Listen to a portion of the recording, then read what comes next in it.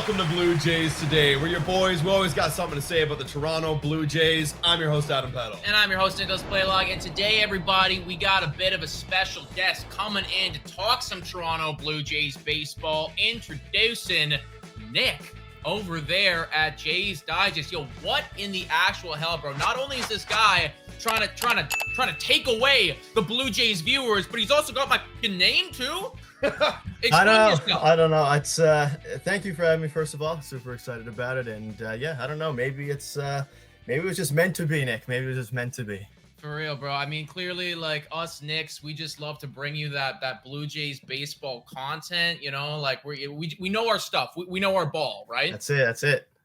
We're very thankful to have you on as well, man. It's definitely a big pleasure. We see what you guys are doing over there, and like you're doing some exceptional work. Absolutely. Without further ado, let's get into what is freaking fracking going on right now over there with the Blue Jays. Brandon Belt was on the IL for a while, and he recently talked to Hazel May. And this one's, we got to start off with this because I know that all the viewers right now, you guys, probably half of you have commented on Twitter about this, but Hazel May came out and she tweeted that if you're coming to the game tonight, Brandon Belt requests that you make your presence known, and then in quotation marks, we need the fans to be loud. These are important games for us. Hashtag Blue Jays. Hey, first of all, yes, I agree with you, Brandon Belt. These are very important games. I thought last time was a very important game, too. Granted, this is being recorded on the Wednesday for those who are watching the pre-recording. But yeah, I agree. So first half of that statement, Absolutely. 1,000% true. Or excuse me, second half of that statement, 1,000% true. But Toronto Blue Jays fans all over Twitter are getting freaking pissed off right now because they're saying, listen, we want to be loud. We want to root for you, but you got to do a little bit more than score 0 runs and get 3 hits against the New York Yankees. Nick, what are your thoughts, man, about first what Brandon Belt had to say, second what people are saying on Twitter, and then third, just the Blue Jays offense as a whole walking into this postseason? Yeah, so I saw this on Twitter like you guys did, and the unfortunate thing about it is that, Brandon Belt isn't necessarily, wrong. The fans really haven't been, and there's been games, and we saw earlier in September where the attendance rates were down heavily. The fans weren't there. That was before kind of, yesterday's game, obviously. And yesterday's game was, it's hard to be loud when you only get 2 hits. And obviously Michael King's a great pitcher, but it was a weird time for him to say that. And I wonder if, and I saw a couple tweets about this. I'm curious what you guys think about this. Saw people tweeting essentially that they wonder if the players are going back in their locker room and are using this as kind of not an excuse, but like wondering why the fans aren't being loud, attributing that to why they can't get any hits going. And regardless, I understand what Belt's saying. The time is a bit strange. The offense has been fairly bad all season. They picked it up a bit here in September, but I understand the fans' frustration. If you're paying money to go to the Jays game, extend some money for the tickets in September, and you're hoping for a big win against a team that we're significantly better than, they didn't have Aaron Judge yesterday, and you go out and put up 0 runs, like, I don't know. It's a bit of a weird time to say that, though I do understand the premise of it. I'm just not sure if it was maybe you should have waited a few days or done it earlier on. Yeah, and I'll be honest, too. Like, I completely agree with you, man. And I'll be honest, this season feels like a season I'm not really excited for. I got asked the other day because people know I'm a Blue Jays fan. They're like, okay, what did you enjoy this season? And I had to be honest. I was like, no, I actually did not enjoy watching this season, which is weird to say because we're right here in the wild card spot. We're playing for postseason. Our pitching's been awesome, but what is the most entertaining part about baseball, in my opinion, and I think many fans will agree with me, it's the offense. Think about 2021 when we didn't even make the postseason. That team was one of the most exciting teams of this kind of new, Shapiro, Atkins era. That was one of the most exciting teams to watch. 2015 with those big sluggers, Jose Bautista, Donaldson, Edwin, Tulo. That was exciting. Mm-hmm. This team, we've seen them in this exact same spot for the last few years, and it's felt less exciting. So I get why the fans aren't jumping out of their seats to watch a pitching duel, especially if a lot of fans are kind of casual coming into the stands. Well, listen. You go back, you look up Jose Bautista backflip. Oh. Tell me, were the fans loud there? Oh, they were loud. Were the fans loud there? You could hear that around Toronto because that's an epic moment, man. And I feel like that is what we're missing right now. And it's not just offense, too. I mean, yes, obviously you're going to cheer for offense, but the fans do cheer for incredible defense, too, right? Sure. George Springer lays out for a catch. We're going to cheer for that. We just didn't see any of that in yesterday's game. So I think that you're onto something right there, Nick, by saying that, maybe the comment is true. It's just poorly timed when you go out and you get kind of embarrassed at home in a must-win game, might I add. Mm-hmm. Yeah, and coming into yesterday's game, there was a lot of hype for obviously the game because of all the playoff implications. And then it's at the end of the day, it's on them. They didn't perform yesterday, and the fans, we've seen it. They've been the best fans, arguably, in baseball, and they've done it throughout the whole year. Obviously, at the start of September, the attendance was down. That was because school's starting back up. The Jays weren't playing well. And this team isn't necessarily, for the casual fan, exciting to watch, like you just said. The offense isn't great. The pitching is the best I've probably ever seen, especially the bullpen at least. But a lot of people don't really enjoy that. And it's not like, if their offense was mediocre like it is, this year, but their pitching was phenomenal and they were winning on pace for 100 games, it would be completely different. But they're been mediocre most of the year.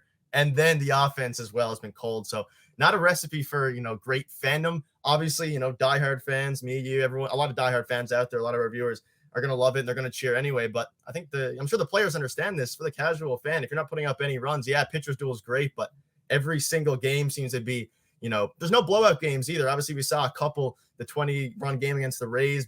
Our last game was kind of the game before the last one was kind of a blowout to a degree. But other than that, there hasn't really been. There's been exciting moments, but not in the form of we haven't even hit a grand slam this year at home. So I don't know. It's been an interesting year. It's been one that not the best Jays year in memory, but it's not done yet. So maybe they can turn it around because I've doubted them, and unfortunately they've changed absolutely. And hey, postseason's going to change that because you are going to get the fans coming in, and if it is a 0-0 game and you're up against the Tampa Bay Rays, or I guess we'd have to be facing Baltimore at this point, like getting past the Rays. If you're facing Baltimore, it's a 0-0 game in the ninth. Much different energy, I think. Well, I hope that Brandon Belt's ready though, because yes, postseason's going to be different, but you also got to factor in that just as the good moments are going to be, with a big exclamation part on that, also are the bad moments too. Mm-hmm. So if you guys are sucking, if you're swinging at garbage, you're going to get the boos just as loud in the postseason. Just like in Texas, right? Exactly, exactly, right. That is going to happen, and I bring that up because there's been one player right now who has been just swinging at a garbage. Really, it's just been. It's not even. Let me jump on there. Not even garbage. Yeah, just not hitting the fastball down the middle.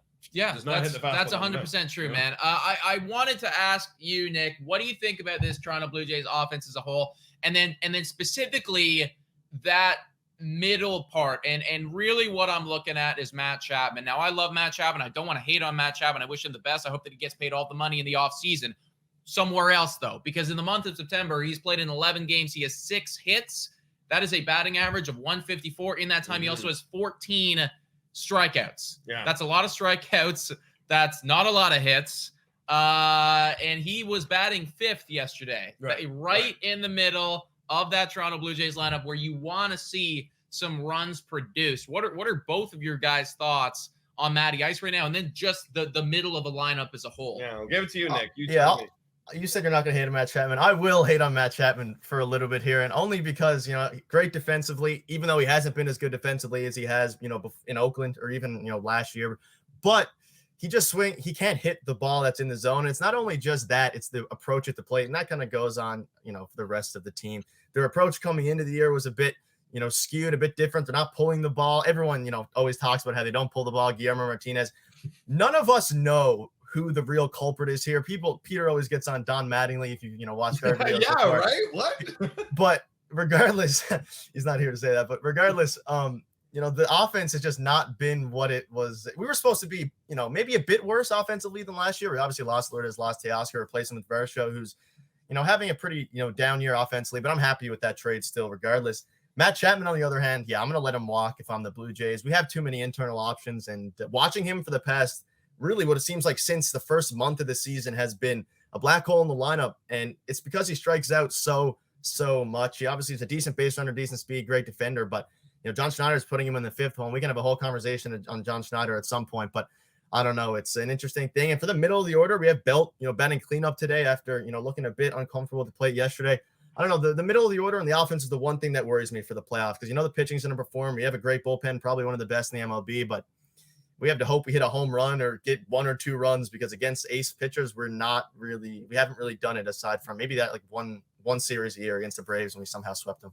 Yeah, and here's the thing, and I like to get on John Schneider too for his weird lineup configurations all the time, but I also kind of feel bad for him in a way because we don't have like a typical cleanup hitter. Like Teoscar Hernandez was that cleanup hitter, right? You trade him away. Lourdes was good in that middle to lower part of the zone in the lineup to score a little bit of RBI production down there. You trade him away. You were hoping, okay, Matt Chapman takes another step. It's a contract year. Maybe he steps up and, pun intended, steps up to the plate, starts driving a lot more RBIs. Well, I don't have the stats here, but about 2 weeks ago, I checked. He had the most RBI opportunities, most runners in scoring position chances of any Blue Jay player.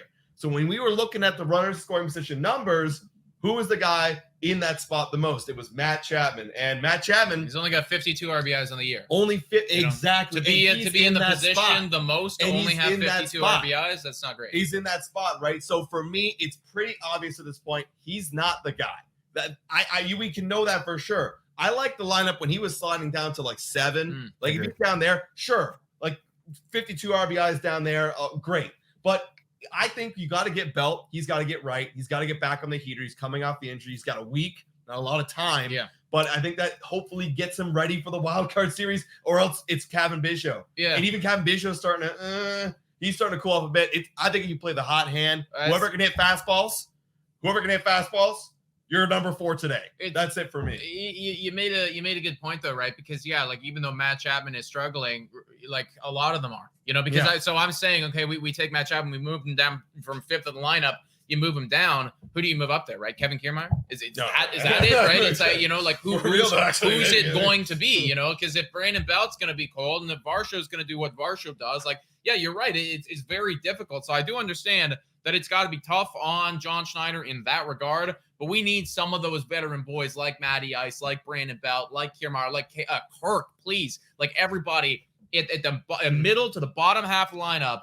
We got to get warmed up, boys and girls, because, Baltimore Orioles, if we do make it to the ALDS and we have to deal with them, their middle lineup's it's going to do work against us, and we're just not going to be able to keep up if we're having a dude hit 154 in batting 4th or batting 5th for us. Yeah, and I think coming into the year, Brandon Belt was hopefully maybe going to be that Teoscar replacement to a degree, but even looking at Belt's career stats, he's never really been a crazy power guy aside from, 1 year. So I don't know. It was a lot to ask.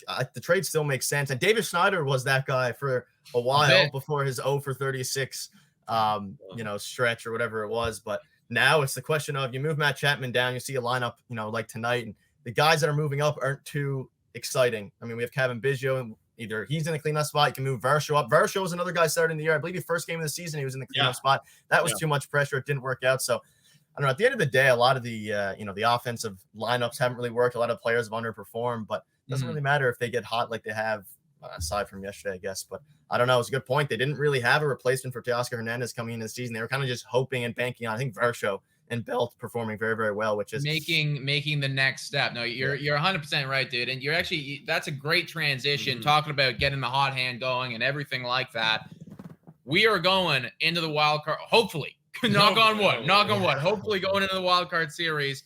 The roster has got to be cut down. It's currently at 28 people. It's got to go down to 26. And we're at a very interesting spot right now because it really doesn't matter what your name is at this point. Like if you're just not doing it, we need the guys who are, so like it's not like before, everybody. Like if you're not doing it, like I don't care, like goodbye, see you later. Like we need to have the guys that are going to win. Let's take a look at the roster real quick.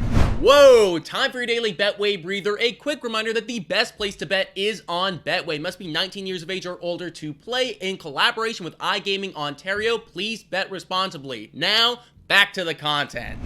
And I want to hear both of your guys' thoughts as to who are those two dudes going to be. And just to clarify as well, everybody, after the wildcard series, let's just say that the Toronto Blue Jays do make it in. They can then readjust that 26-man roster for the ALDS and then so on and so forth. So for every series that they make it into, you can then just readjust. So if you send somebody down for the wild card roster, you can then bring them back up for that ALDS roster and whatever, right? So there's everybody. What are both of your thoughts? Adam, you go first this time. All right. Well, let's first start with the position players, because one position player's got to go, one pitcher's got to go with this makeup.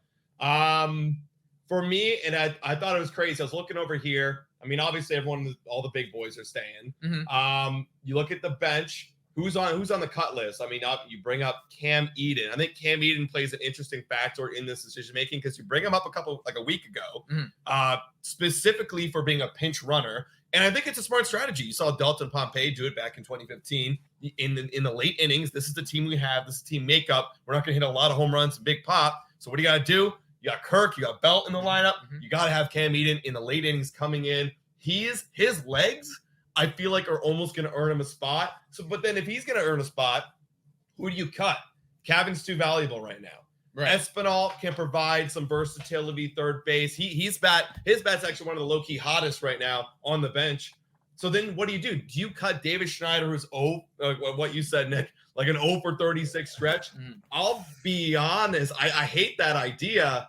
But if Cam Eden is going to eat up a roster spot with his legs, it doesn't make any sense for the Jays to like bring him up and then put him back down just a pinch run for a few games. I feel like they're going to cut David Schneider, man. I hate to hear it. If he's not producing and he's not running and playing him right now, he's probably not going to make the wild card series. What do you think, Nick? Yeah, so this is a question that's very, very different. I think the pitching side is almost a lot easier than this decision here. Right. I think Cam Eden definitely makes it. And let's also not forget that he's an elite defensive outfielder as well, so he can get substituted late in games. And you kind of have to think about the versatility. So you keep Bo Bichette, obviously. Kevin Biggio's definitely, he's going to play it as well. Biggio can play the outfield if needed as well. And Matt Chapman. So it's between Espinal, Merrifield, and Schneider. I think they probably keep Espinal. If anything, he's our only backup shortstop right now that's, you trust in a playoff game. So he definitely makes it. So then it's between Whit Merrifield and David Schneider. And I think Whit Merrifield just provides more everywhere else besides offense, and even then he's been hitting better than David Schneider. Whit Merrifield can play multiple positions. David Schneider can't play the outfield, and Whit Merrifield is a stolen base threat. So I think it makes a lot more. I think David Schneider gets cut, unfortunately. But like you said, I think it depends a lot on what John Schneider, and they're going to go into the matchups, whether it's the Twins, whether it's the Rays in the wild card series, knowing who they're going to start in the 3 games before. Hopefully they have to make this decision, or depending on how they do over the next little bit. So maybe it depends on how they know their lineup's going to be constructed, because I don't think that having David Schneider sit on the bench as a pinch hitter is worth taking up a spot over Whit Merrifield, who can play in multiple things. So I think David Schneider is unfortunately the guy who gets cut here. And I wouldn't be surprised, though, if maybe we see him in the series afterwards. But I think Cam Eden definitely makes it. He has too much of an impact. And we see how defense, and especially base running, like you said, 53 steals in the minors. Yeah. Just to put some stats to that, David Schneider in the month of September, batting 156. Not great. He does have a little bit more pop than Whit Merrifield, who's batting 213. So both of them are underperforming right now. David Schneider, though, is definitely going on a rough stretch. 26 strikeouts in the month of September. Man, so that's just like unproductive outs. That's the one thing that actually frustrates me the most is, like, unless you're hitting. Like Brandon Belt, he's a strikeout, he's a walk, or he's a single extra base hit kind of dude. Like, he gets a hit, right? That's his 3 outcomes he does to the max. Unless you're that kind of player, or like Kyle Schwarber, man, you can't be doing anything in the line. Okay, and David Schneider is the offensive guy. Where are we going pitching, boys? Yeah, one thing to quickly note on the hitting, maybe Brandon Belt gets hurt again maybe the last week. Maybe he doesn't. He tells the Jays, I don't feel like I can contribute as much, and then maybe the decision is made for them. So that's just something to think about, because if he does, I'd assume he makes it just because he's a veteran and things like that. But if there's a world where he gets hurt again, hopefully not, or maybe just doesn't feel comfortable, that might make the decision easier. But I think you're right with that. That's a good point. And then I wonder if they bring up Horwitz, you know what I mean? And then but still that might be more likely than keeping Schneider on the roster at this point, because it's about who's hot. It's about who's hot. It doesn't matter what the rest of the season was. And Whit Merrifield's playing slightly better right now anyways. Yeah. All right, so for the pitching side of things, it's funny you say it's easier. So I want to hear what your thought is, because I actually had a thought right before we began. I was like, they might do this. I want to hear your thoughts first. Who do you think that they're cutting? Yeah, so it's a bit tough. I think a lot of the guys are going to be kept. I think Hyun-Jin Ryu is a very likely possibility, and I spoke on it with Peter in my video today, because if you're thinking about the top 3 starters, more than likely that's a lock. You have Kevin Gausman, Jose Barrios, Chris Bassett. The 2 and 3, we don't know the order yet. That's up to you, whatever you want to think, whether it's, Bassett or Barrios pitching 2nd and 3rd. And then you put Yusei Kikuchi. Remember, it's a 3-game series. The rest after that doesn't matter. Yusei Kikuchi will be the long man out of the bullpen. You trust him a lot more. He has way more electric stuff. So then where is the role for Hyun-Jin Ryu? Is it, are they preying on a blow-up game where you need 2 long relievers? I just don't see, because he's not going to provide value out of the bullpen. He doesn't have electric stuff, or at least not as much as Yusei Kikuchi. So I don't know. I think Ryu is the guy who unfortunately gets sent down. He's not going to start any of the 3 games, and I don't think he would be the best option out of the bullpen. You do pick up a good point, because I was actually going to go the route of the starting pitcher, because you just straight up don't need 5 starting pitchers for a wild card series. Ryu does make the most sense if he's not going to get a game start, right? Because it does feel like those big 3, Gosman, Bassett, Barrios, they're going to be 1, 2, 3.